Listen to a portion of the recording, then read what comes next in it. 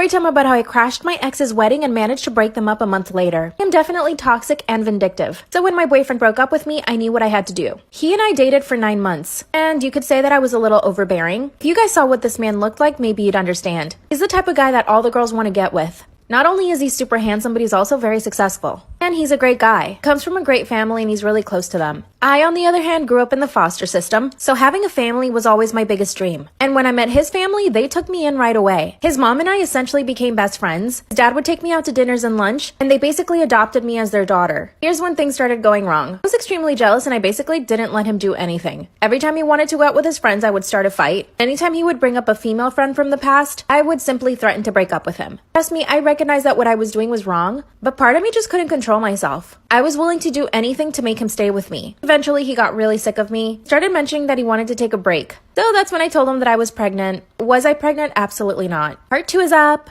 Storytime about how I crashed my ex's wedding and managed to break them up a month later. The first time he threatened to break up with me, I told him that I was pregnant. It was obviously a lie and he knew it, so he basically still walked out on me. So in order to get his attention again, I decided to go to his family and tell them that I was pregnant. And they all believed me. His mom and dad even invited me to go live with them during the pregnancy. At first I said yes, but then I was like, hold on a second. How am I gonna fake a pregnancy? So to get myself out of that, I told him that I thought I was pregnant, but I actually wasn't. Yep, I'm starting my makeup all over again at this point. I had way too many layers on. During the time we were on a break, I basically followed him around everywhere just to make sure that he wasn't hooking up with any girls. Finally, 2 weeks later, he called me and told me that he missed me. We got back together, but the same thing happened. I was still jealous and controlling. But this time, he was becoming more and more jealous. So much so that he started trying to control the way that I was dressing. Around this time, we started having huge fights. He would punch the wall right by my head. I would throw things at him, even threw a knife at him once. But part of me liked that he was so jealous and toxic. He was obsessed with me. And he broke up with me again, and 2 months later, he was engaged. And guess what? His family invited me to their engagement party. Part 3 is up.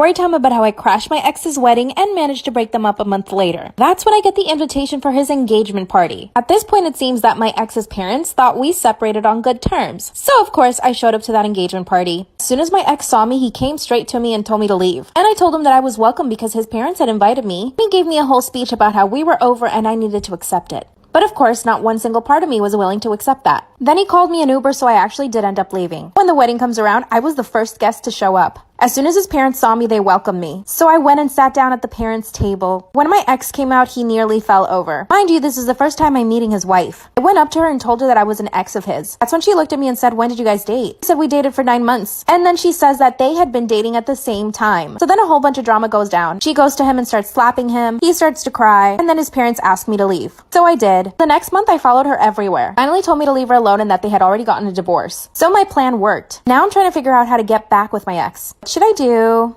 Storytime about how a strange man abused me because I did not want to give him my phone number. Disclaimer, is not my story time. I sent him on Instagram. That's when he slid his hand onto my lap. I quickly get up from the table and ask him to leave. That's when he said, why are you freaking out? I'm just trying to get your number. Then I told him that there was absolutely zero chance I would ever give him my phone number. And he said, oh, you think you have a choice? And he holds out his phone so that I could type in my number. I pushed his phone back and again asked him to leave. He threatened me and said that he wouldn't leave until I gave him my number. My knees and hands were shaking. Look back at my employees behind the counter and they are scared. That's when one of my employees says, I'm gonna call the cops. And I said, yes, call them. As soon as I turned back to this man, he swings at me. He wasn't able to reach my face, but then he grabbed me by the shoulders and pushed me down onto the ground. This all happened in about 30 seconds. As I'm on the ground, he starts slapping me. I covered my face with my arms and I just started kicking at him. And my 2 female employees, who by the way are like 17 and 18, start attacking the guy. And then he starts hitting them. Thankfully, 2 men from the street hear me yelling. I came in and tackled him and the police arrived 2 minutes later. I found out this guy was stalking me for a month. I got a restraining order. Be careful out there. Storytime about how my creepy uncle flirts with me. Disclaimer, this is not my story time. I sent me on Instagram. I come from a really big family. My mom has 5 sisters and 1 brother, and my dad has 4 brothers and sisters. All of them have their own kids, so I have a lot of cousins. And this means we have a lot of family get-togethers. Every single weekend, someone is hosting a party. We all get together and eat, and it's actually a really nice time. But there's always that one creepy uncle. In my case, it's my mom's brother. He's 46-year-old and has never married, but he's a bachelor. He's got money, so he basically has a bunch of sugar babies. Whenever my family tells him that he needs to get married, he says he'll never get married to anybody. He thinks women only exist for the pleasure of men. When I turned 16, I noticed that he would stare at me a lot. At first, it was just staring. Every now and again, he never did anything really creepy then, but just the staring was enough for me. I never told my mom about it then, not until I turned 18. This is when he started making comments like, wow, you're growing into your body, or wow, you got great hips. He would make comments about how I was growing up, like,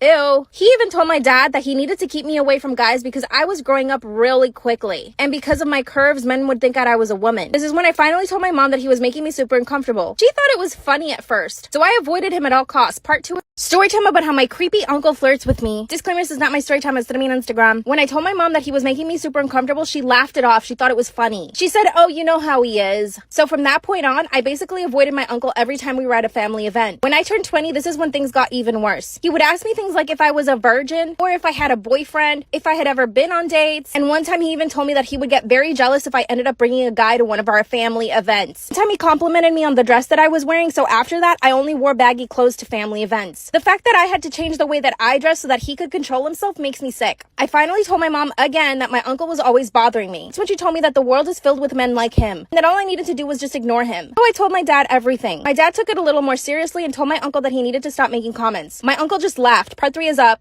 Story time about how my creepy uncle flirts with me. Disclaimer, this is not my story time, it's 𝙤𝙗𝙧𝙚 on Instagram. I finally told my dad and he told my uncle to stop making comments. My uncle just laughed and told my dad that he was overreacting, and that all he said to me was that I was a pretty girl. What a liar. In part 1 and 2, I told you guys that it was getting worse, but here's where it actually gets even worse. Like I said, I have a really big family, so my cousins are growing up too. One of them just turned 13 and my uncle cannot stop staring at her. She's maturing a lot quicker than most 13-year-olds. He's already staring at her. So here's what I did. At the next family event, I sat right next to him. Every time he would stare at one of my cousins or try to make a comment at me, I called him out for it in front of everybody. I even recorded the things that he said. The fact that I even have to do this at a family event makes me sick. Instead of enjoying my time with my family, I have to sit next to my creepy uncle policing him. Anyway, it's totally worth it though. I'm making sure that my cousins don't feel uncomfortable. After I had enough recordings of him saying nasty things, at the next family event, I showed it to my grandma. I basically played it for the entire family. My grandma told him that he couldn't come to any more events if he was going to behave that way. And of course, he apologized to everyone right away. But not to me, he apologized to my dad. After his half-ass apology, he was let back into family events. I don't think that's enough punishment. Give me some ideas because I think I deserve justice. Creepy uncle. Is it normal that my father still hits me even as an adult? Disclaimer, this is not my story time, it's 𝙤𝙗𝙧𝙚 on Instagram. When I was a kid and I got in trouble, my dad would hit me. I always knew to expect it, so it wasn't a really big deal. But of course, I would do my best to stay out of trouble. Sometimes he would use a belt and sometimes he would slap me across the face. The slapping was the worst part. From the ages of 10 to 12, I didn't really get hit because I never got in trouble. When I turned 14, things started getting rough. I wanted to date boys and my dad was not having it. So his form of punishment sometimes was even taking food away from me. This happened on 2 occasions when I was 14 and I almost ran away because of it. I know most of you are thinking that my mom should have stepped in, but my mom was pretty afraid of my dad too. Sometimes I feel like my parents have brainwashed me into thinking that what my dad is doing is fine. The sad part is that I'm now 20 and my dad still hits me from time to time. I do have to say my father has always been there for me. He's provided me with a great life and a good education. And it's not like he would just hit me out of nowhere. It was only when I got in trouble and for specific reasons. But I do think he needs to stop it because I'm 20 now. Here's where things get really messy. I just got engaged and my fiance hates my father. Follow for part 2. Is it normal that my father still hits me as an adult? Now that I'm 20 and engaged, I told my fiance about what my father did. Like I said, my father wouldn't just hit me out of nowhere. He would only do it when he was punishing me and for specific reasons. But my fiance loathes my father. He thinks it's abuse and that it wasn't a normal thing for me to have to endure as a child, especially as an adult. And I've only come to realize that what my dad is doing is probably wrong because of my fiance. Before that, I never had anybody in my life tell me that what my dad was doing was wrong. But here's what happened. My fiance and I were cooking in my parents' kitchen. My dad must have been in a really bad mood because he comes into the kitchen and says, if you don't clean up this mess, I'm gonna show your fiance how I slap the shit out of you. My father had never shown that side of him in front of my fiance. But as soon as those words came out of my father's mouth, my fiance turned to him and said, you will never put your hands on her again. And my dad said, that's my daughter and I can do whatever I want. My fiance asked me to leave with him and I did. My mom called us and begged us to come back, but my fiance said no. Part 3 is